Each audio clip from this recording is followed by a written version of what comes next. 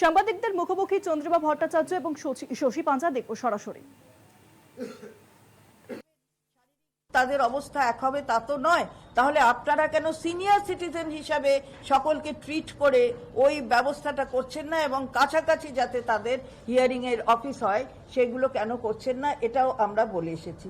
তাছাড়া এই যে যে যে মানে অ্যাসেম্বলি কনস্টিটিউয়েন্সি আমি আগেই বলেছি যে পুরো আপনারা এত কিলোমিটার যেতে হবে, সেগুলো বিবেচনা না করে জায়গাগুলোকে উল্লেখ করছেন হবে বলে। এবারে আপনারা জেলার যে জেলা শাসক তাদের বলছেন পার্সোনালি ভেরিফাই করতে হবে, এটা কতদূর ঠিক? আবার তাছাড়া বিএলওদের মাঝে মাঝেই তাদের ওপর এত বেশি আপনারা কাজ চাপিয়ে দিচ্ছেন, হঠাৎ কাজ, হঠাৎ বলছেন বাড়ি বাড়ি আবার যেতে হবে, দেখতে হবে। এগুলোও কি বিএলওদের পক্ষে করা সম্ভব? সেগুলোও আমরা তুলে ধরলাম। এবং তার সাথে সাথে খুব গুরুত্বপূর্ণভাবে আমরা যেটা বলেছি যে যারা ধরুন বাইরে আছে, অর্থাৎ এখানে তাদের এনিউমারেশন ফর্ম ফিল আপ করেছে তাদের গার্জেন অথবা যারা বাবা মা আছেন কিংবা যে প্রাপ্তবয়স্ক তারা ফিল আপ করেছে। এবারে আপনি তাকে হিয়ারিং এ ডাকলে সে কি করে আসবে এখানে? তাহলে আপনার হিয়ারিং এ যখন ডাকতে হবে তাহলে যিনি করেছেন তাকেও ডাকতে পারেন, তাকে করুন, একটা কিছু এসওপি ভালো করে বার করুন যাতে সেটা বোঝা যায়, মানুষ বুঝতে পারে যে কি করবার দরকার আছে। আর তাছাড়া যে বুথ লেভেল অফিসারদের ওপরে সব বার্ডেন চাপিয়ে দিচ্ছেন, খালি বিএলওদের ওপরে বার্ডেনটা চাপিয়ে দিচ্ছেন, নিজেরা বার্ডেনটা নিচ্ছেন না। এই যে একটা অত্যন্ত গুরুত্বপূর্ণ বিষয় আমাদের আমাদের প্রতিনিধি দলের একজন মাননীয় সাংসদ তিনি বলেছেন, বাপি হালদার, যে আপনি একটা বলেছেন কেপিএ, অর্থাৎ এখানে একটা সার্ভে করবেন, কেপিএ সার্ভে যাকে বলে, কেএপি সার্ভে হচ্ছে নলেজ, অ্যাটিটিউড আর হচ্ছে আপনার নলেজ, অ্যাটিটিউড আর কি জানো practice, knowledge, attitude and practice, KAP.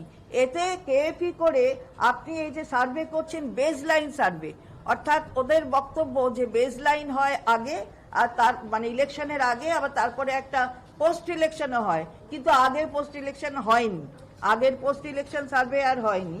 তো যাই হোক, এই বেসলাইন, এই যে আপনি বেসলাইন সার্ভেটা করছেন, এই বেসলাইন সার্ভেতে 94 থেকে 81টা কিভাবে একে আপনারা নিয়েছেন, অর্থাৎ বেসলাইন সার্ভে 81টা অ্যাসেম্বলি কনস্টিটিউয়েন্সিতে করতে হবে, 294 এর মধ্যে সবকটায় নয়, খালি 81। তাহলে এর মধ্যে এটা কিভাবে আপনারা এই 81টাকে আপনারা বলছেন এবং সেগুলোকে চিহ্নিত করছেন? 81টাকে প্রাইভেট এজেন্সি দিয়ে করাচ্ছেন, এটা করা হচ্ছে প্রাইভেট এজেন্সি দিয়ে, এই নলেজ এবং অ্যাটিটিউড আর প্র্যাকটিসের সার্ভে করানো হচ্ছে। আমরা কোনোদিন এর আগে শুনিনি যে এইভাবে এরকম করা হয়। তারাও নাকি বাড়ি বাড়ি যেতে এইসব নাকি করেন, আমরা তো জানি না যে কোনদিন কে কার বাড়ি বাড়ি গেছেন। তা আমরা এই কথাগুলো পরিষ্কার করে বলে এসেছি এবং আমরা বলেছি যে আপনাকে কিন্তু এই সমস্ত সমস্যার সমাধান করতে হবে। এই সমাধান যদি না করেন, কারণ আপনি ইসিআই এর মুখ, এখানে আপনি সিইও, আপনি ইসিআই এর মুখ, আপনাকেই সমাধান করতে হবে, আপনাকেই বলতে হবে, আপনাকেই এসওপি করতে হবে। উনি বলেছেন নানা ধরনের ডকুমেন্ট সেগুলো ওনার কাছে থাকলে সেগুলো আমাদের দেবেন, আমি জানি না কতটা দেবেন কি কাছে থাকলে দিলে আমরা নিশ্চয়ই আপনাদের কাছে জানাবো। কিন্তু আমরা খুব পরিষ্কার ভাবে বলে এসেছি, লোকের যাতে কোনো রকমের হ্যারাসমেন্ট না হয়, আপনাকে দেখতে হবে পাবলিক যাতে হ্যারাস না হয়। আপনি বলবেন 50 কিলোমিটার দূরে গিয়ে তাকে করতে হবে, পয়সা দেবে কে দেবে পয়সা? এই যে একটা দ্বীপপুঞ্জে যাবেন, এতগুলো এই পয়সা দেবে কে? কতগুলো কনস্টিটিউয়েন্সি রয়েছে যেগুলো দ্বীপপুঞ্জের মধ্যে দিয়ে যেতে হবে, ভৌগোলিক জায়গাগুলো পাহাড়ে আছে, সেগুলো যাবেন কি করে? মানুষ আসবে কি করে আপনার এই নোটিশে সাড়া দিতে? ফলে আপনি ভাবছেন যে কেটে দেবেন, ওই যে কারা যেন বলেছিল 2 কোটি কেটে যাবে, আপনি যদি সেই লক্ষ্যে যান তাহলে কিন্তু আমরা এর পরবর্তীতে আরো বেশি পদক্ষেপ নেবার কি নেওয়া হয়, আমরা কিন্তু থেমে থাকবো না, এটা আমরা পরিষ্কার করে বলে দিয়েছি। যারা বেঁচে আছে মারা গেছে, যারা বেঁচে, হ্যাঁ, যারা আমরা দেখিয়েছি একটা লিস্ট, অনেকে যাদের কনস্টিটিউয়েন্সি, আমরা তো রাজ্যের পুরোটা বলতে পারবো না এক্ষুনি, কারণ আমাদের যাদের কনস্টিটিউয়েন্সিতে আছে তারা দিয়েছেন। আমাদের মাননীয় সাংসদ পার্থ ভৌমিক দিয়েছেন, আমাদের মাননীয় মন্ত্রী পুলক রায় তিনি বলেছেন, বাপি হালদার মাননীয় সাংসদ সেও দিয়েছে। মৃত, সে নাকি মৃত, তার নেম নেই, সে জীবিত, সে এসে বলছে দাদা আমি তো মরিনি এখনো। এটা কি ডিরোগেটরি নয়? আপনি ভোট দিয়েছেন এতদিন, তারপরে গিয়ে আপনাকে ম্যাপে রাখেনি, আপনি ম্যাপের মধ্যে নেই, আপনাকে আবার ফর্ম 6 ফিল আপ করতে হচ্ছে। এটা ডিরোগেটরি নয়? এগুলো কি আপনার অসম্মান নয়? একটা ভোটারকে অসম্মান করছেন না? এটা শুধুমাত্র একটা ডকুমেন্টেশনের ব্যাপার নয়, এটা একটা ভোটার গণতান্ত্রিক দেশে অসম্মান করছেন। আমরা তার বিরুদ্ধে সবাই মিলে একসাথে বলি। শিফটিং, সে শিফটেড হয়নি, তার দেখিয়ে দিচ্ছেন শিফটিং। মাইগ্রেন্ট ওয়ার্কার কি করবেন? পরিযায়ী শ্রমিক, সেই পরিযায়ী শ্রমিক, তার জন্য একটা এসওপি করুন, তার বাড়িতে যান, যে এনিউমারেশন ফর্ম ফিল আপ করেছে তার সাথে কথা বলুন, তাকেই দেখুন যে সে সঠিক কি বেঠিক। তাই বলে আপনি একটা পরিযায়ী শ্রমিককে এখানে বলবেন অমুক দিন আপনাকে আসতে হবে, সেই পরিযায়ী শ্রমিকের হয়তো আসলে তার টাকা কাটা যাবে, কে টাকা দেবে? তার চাকরি চলে যেতে পারে, কে চাকরি দেবে? এর দায় কে নেবে? এতজন যে মারা গেল, এই দায় কে নেবে? এইগুলোই আমরা আজকে সিইওর কাছে পরিষ্কার ভাষায় বলে এলাম।